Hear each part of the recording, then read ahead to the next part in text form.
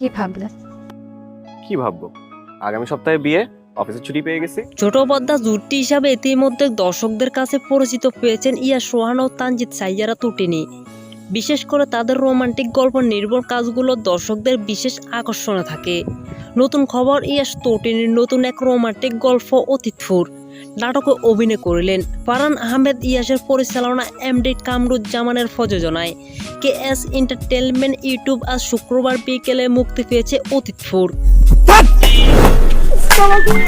আপনাকে সামনে রেখে আমি বারবার বিপদ থেকে বেঁচে যাই।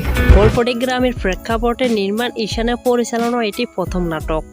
তিনি বলেন, রোমান্টিক গল্প নির্ভুল হলেও এটি দায়িত্ববোধের গল্প। দায়িত্ববোধ অনেক সময় সম্পর্কগুলো নষ্ট করে ফেলে। এমন সময় আসে যখন পরিবারের দায়িত্ববোধের কাছে ভালোবাসা হেরে যায়। শহরের অতি আধুনিক কিংবা ম্যাচিউরড প্রেমের পরিণত বিয়ে সহ বিভিন্ন রোমান্টিক নাটকে জুটি বাড়তে দেখা গেছে ইয়া সোহান ও তটিনীকে। এভাবে তাদের দেখা যাবে কলেজ পড়ুয়া 18 বছর বয়সে কাপড়ের চরিত্রে। পরিচালক বলেন, 18 বছর বয়সে প্রথম প্রেমে পড়লে যে অনুভূতিগুলো হয় সেগুলো উঠে আসবে। গল্প এভাবে সাজানো ইয়াস তটিনীকে দর্শক নতুনভাবে দেখতে পাবে। নাটকটি দেখলে দর্শক বুঝতে পারবে আসলে টুইস্টটা কোথায় রেখেছে। ফারহাদ আহমেদ ইশাদ বলেন, আমার প্রথম নাটক হিসেবে ভালো করার চেষ্টা কোনো ত্রুটি রাখিনি।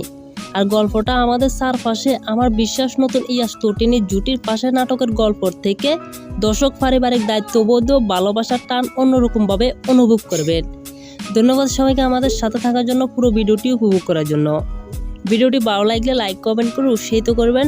আর আমাদের চ্যানেলের নতুন হলে চ্যানেলটিকে সাবস্ক্রাইব করে পাশে থাকা বেল আইকনটি অবশ্যই অন করে দিবেন। অসংখ্য ধন্যবাদ সবাইকে।